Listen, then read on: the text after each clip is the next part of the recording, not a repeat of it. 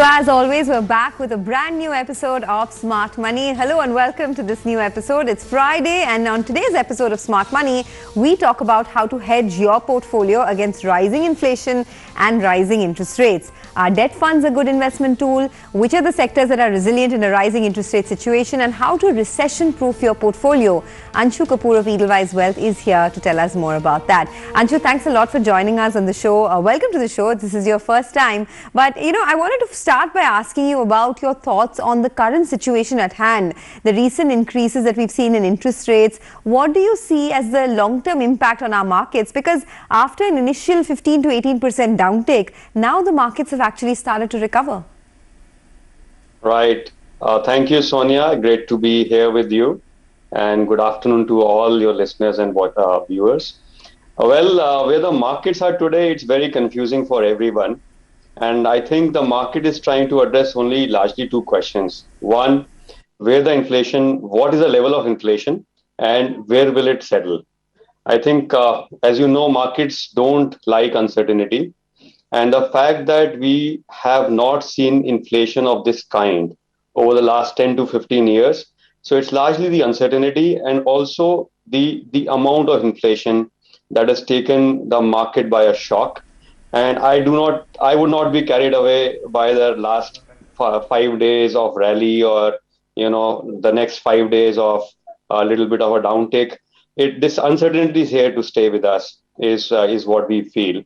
And therefore, it's important to assess what not to do from an investing standpoint and what could be the opportunities in an environment like this. Because remember, in every cycle, there's an opportunity.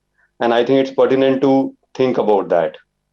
So, that's the thing, right? I mean, on this show, what we do is we give actionable advice to investors on what one should be doing in a situation like this. So how do you review and act upon your portfolio, Anshu, in a challenging environment like this? Right. I think, first of all, let's talk about what not to do, and then we'll talk about what could be the areas where the opportunity could reside.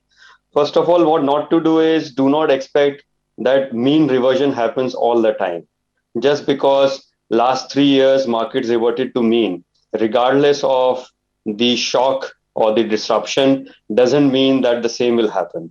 Do not get carried away by reports that tell you, okay, 1970s inflation was like this, and this is how it got solved, and therefore this era also will be similarly solved. So do not get carried away by that. Two, do not try to buy the dip, right? This whole rupee cost averaging, not everything will come back to mean, not everything will revert to where it was. In every market disruption, there are new winners and losers. So what sectors were doing well earlier may or may not do well going forward. So do be mindful of that. Create your investing strategy accordingly. And therefore, very actively review your portfolio right now. Do not get attached to losses and just the fact that, listen, these losses have to be recouped.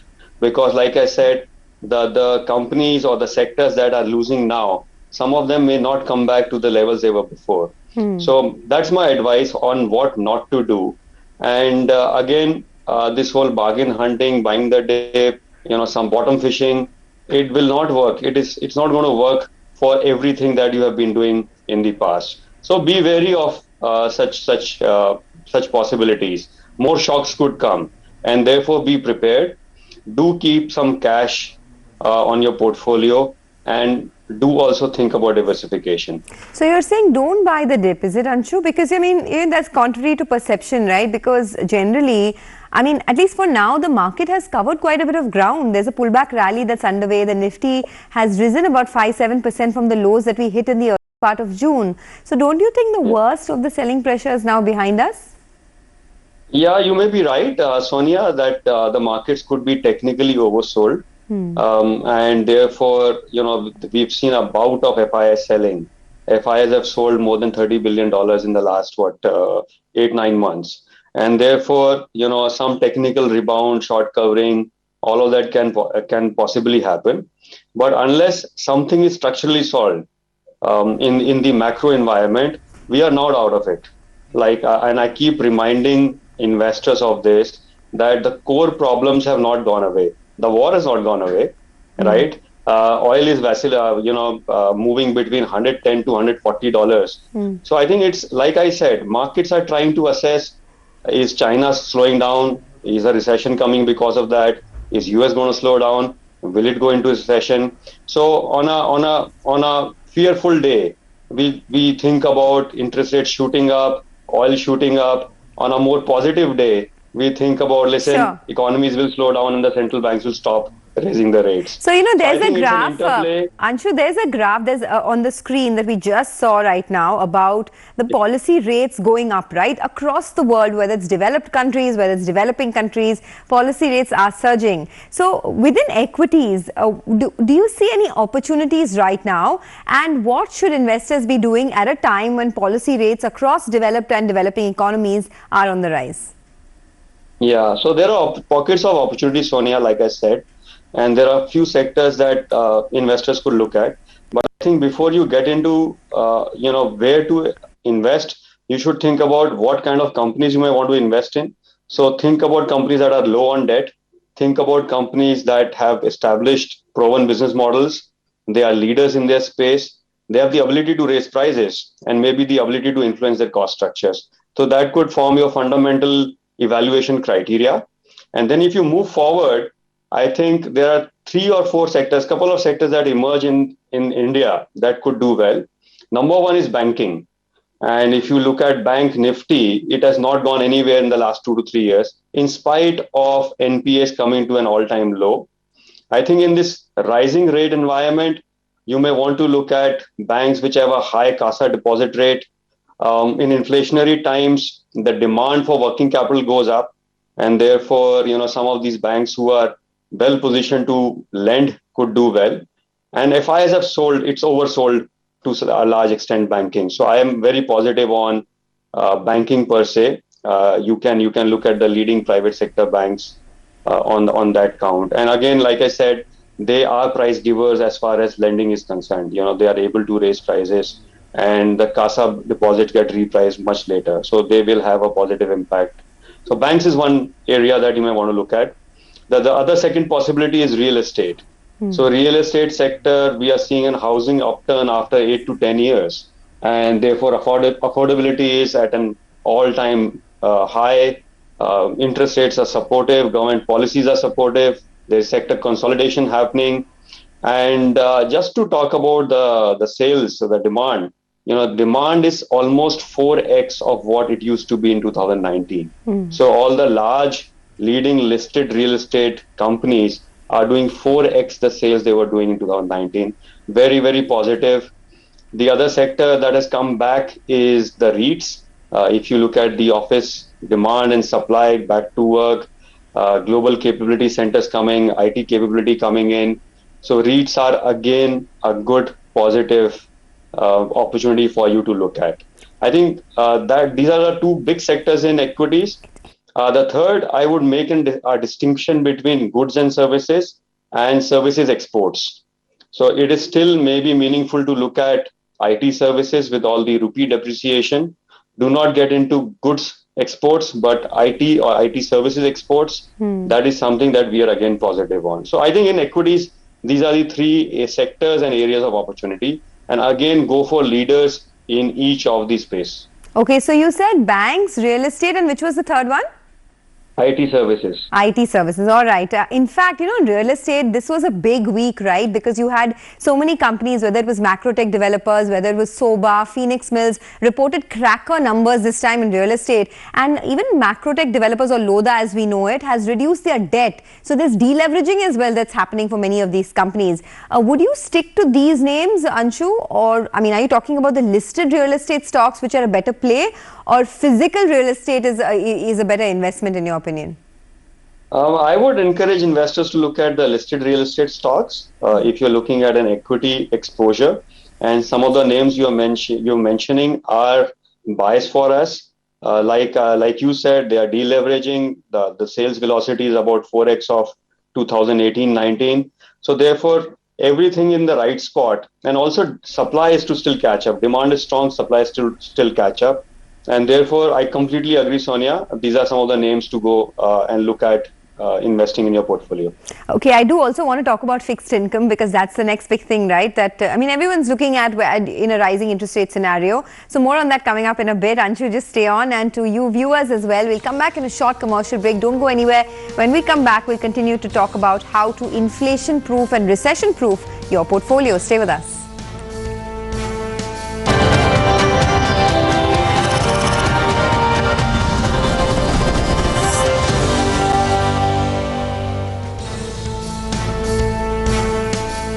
On Smart Money today, we're talking about how to recession-proof your portfolio, how to inflation-proof your portfolio. Is that even possible in a challenging time like this? Anshu Kapoor of Edelweiss is with us. Anshu, before the break, you were telling us about the three tools you can use, right? You like the banking sector, you like real estate, you talked about how the housing boom is back, as well as fixed income. I want to talk a little bit about fixed income. Are there any other asset classes apart from equity that you think could do well in a situation like this? Yeah, Sonia, you're right.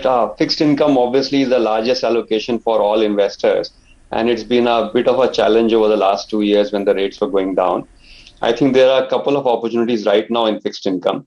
One, RBI has now enabled retail investors, all of us, to go and actually buy treasury bills or government securities and so on. And it's a very convenient process. So a 1-year treasury bill today gives you about 6.3%.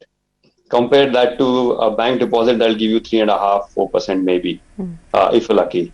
So you can get a Government of India paper, 1 year, a significant pickup in your yield, right? What other options could be is, see, the yield curve is flat, which means that the spreads are still not where they used to be. As in the 5-year and the 10-year, the spread is not too much. So therefore, you may want to look at locking in passive allocations, as in buy and hold till maturity. So therefore, you could look at buying a Government of India GSEC, or you can invest in Bharat Bond 5-year or 10-year. A 10-year Bharat Bond will give you, in my opinion, about 7.6 gross. 5-year Bharat Bond will give you about 6.5% gross. So I think these are good yield levels to lock in.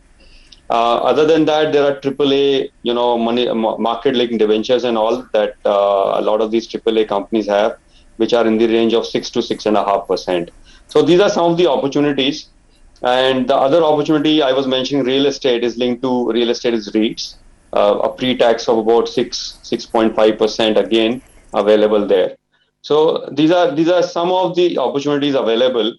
But as I said earlier, we do not know when we will be out of this. If there are more rate hikes, there could be an opportunity to lock in even higher yields as we go along. But don't take active fund management view on fixed income yet, which means don't get into actively trading oriented fixed income mutual funds. That's our view. Why is that? Why would you not advise not getting into fixed income mutual funds at the moment? Not in the ones that actively trade their portfolios, because we do not advise right now clients to take any kind of a duration view. If it's an accrual fund or a hold to maturity fund, please go for it. It could make sense. Also, something like a Bharat Bond, the reason I recommend it is that the cost to the customer is only 5 bips, versus in most funds, the cost is about 35 to 40 or maybe 50 bips. So it's more cost effective to get into something like a Bharat Bond, or just buy the GSEC or the T-bill. There is no cost to you to buy that. Okay, so there could be more cost efficient structures available. Sure. That day, there is a view on duration, as in get into a little bit of a more actively managed bond portfolio. That is a time to look at some of these mutual funds. Okay, any other asset classes that you think could do well in a situation like this, Anshu? I think, the other asset classes are only real assets. Some of these are InvITs, for example. They could do well. It's a small market right now, smaller opportunities, but those are yield-bearing, interest-generating opportunities that could do well. But other than that, I think these are the limited areas I would advise customers to be in. The other opportunity to also constantly look at is international diversification or international investing. Because if you have a view on rupee depreciating a little bit more from here, it is worthwhile protecting your portfolio by locking in some other currencies in your portfolio. So that is the other area that you could look at. So when this international investing, one common route that people use is investing in funds that have an international exposure, right? So like the PPFAS fund, or there are several like that. You guys at Edelweiss also have such funds. Is that the best way to go about it? And if yes, what are the top 2 or 3 names that you would advise? See, I think that historically has been the best way. Unfortunately, that window got shut because the limit got breached, $7 billion limit got breached, and that has not been opened up by RBI and SEBI yet. But again, if you have to invest, you should invest largely in large markets to diversify, in the index funds, the S&P or the NASDAQ. If you are looking at other countries like China, there's a CSI 300 tracker and so on. But the other opportunity is to use the liberalized remittance scheme and remit some money and actually buy some of these ETFs overseas from an overseas account, which are now fairly well available in India through a variety of digital apps also. So it's not too hard, but I think it's important to diversify your currency risk as well. Okay. Earlier you were telling us that in a rising inflation situation, rising interest rate situation, the 2 sectors perhaps that can benefit, there's of course banking.